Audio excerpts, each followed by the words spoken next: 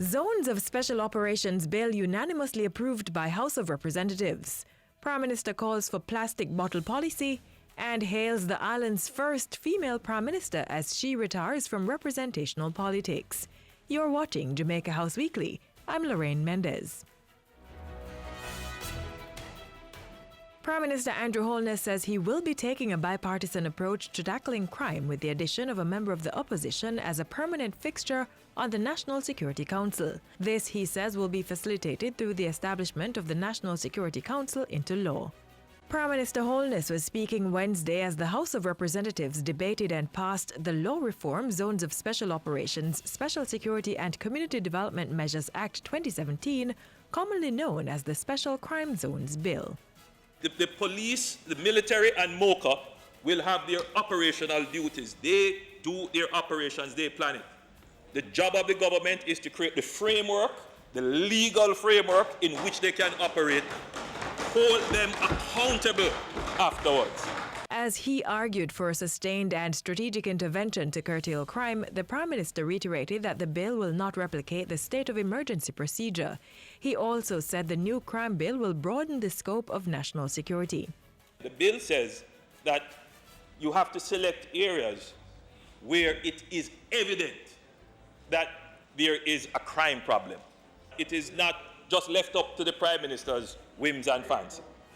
In the law, there are parameters. But more than that, it is the Prime Minister acting in the council of the National Security Council. So it's not just of the members of the cabinet, but it is also on the advice of the security forces. Prime Minister Holness brought his government's crime-fighting strategy to the church community, urging them to play their part in crime reduction. The government will be engaging faith-based initiatives in the fight against crime. That we want to partner with the churches in meaningful ways to help with parenting, to help with early childhood education, to help with youth engagement, to help with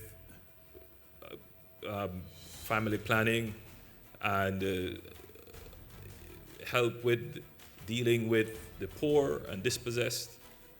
Government can't do it alone. Mr. Holness was speaking at Thursday's benefit concert put on by the Stella Maris Foundation. He used the occasion to thank Stella Maris for its role in securing peace in the Grand Spen area.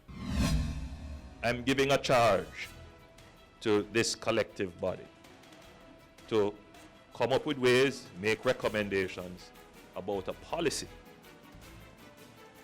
that we need to have now as a government to be implemented on how to manage the disposal of plastic bottles. Prime Minister Andrew Holness made the call at Tuesday's National Disaster Risk Management Council meeting. He asked council members to develop the policy which will comprehensively deal with the threat plastic bottles pose to the island's infrastructure and environment. Prime Minister Holness, meanwhile, committed his government to ensuring that disaster risk management remains a priority.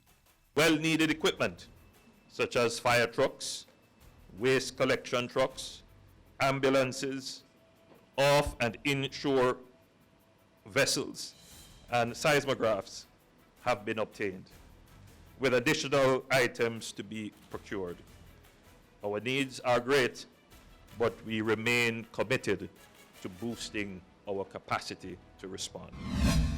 Prime Minister Andrew Holness says Jamaica is focused on implementing the 17 Sustainable Development Goals and see to their alignment to Vision 2030 Jamaica. He says particular attention will be placed on the goals dealing with decent work and economic growth, as well as peace, justice, and developing strong institutions. By 2030, there should be a Caribbean in which all have access to world-class education and training. In 2030, the entire Caribbean should have healthcare and equal opportunities in safe and just societies that are underpinned by trust, love, respect, and tolerance.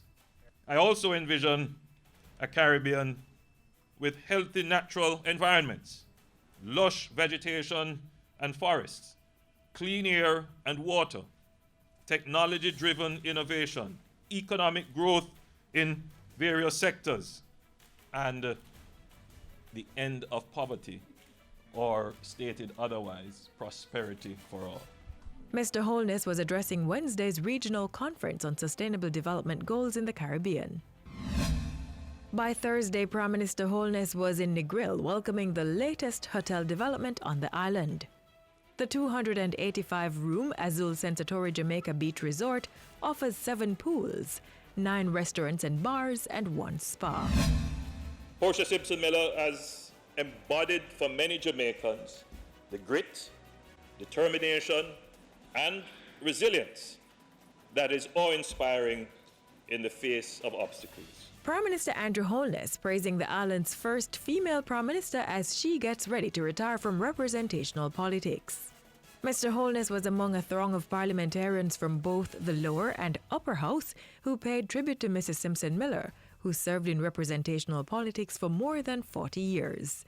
In Parliament Tuesday, the Prime Minister said Mrs. Simpson Miller was a leading voice in the promotion of climate change, gender, as well as for the welfare of the poor and vulnerable.